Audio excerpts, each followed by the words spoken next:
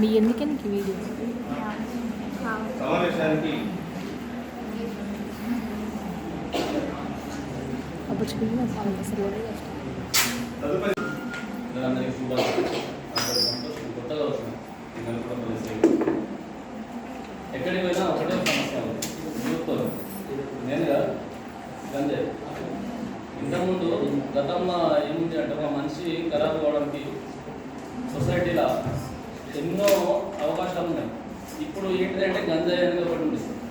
college ఓరియంటెడ్గా private కాలేజీలో అయినా government college అయినా ఒక మనిషి నాశనం కావడానికి ఒకటి గంజాయి అనేది ఒకటి చాలా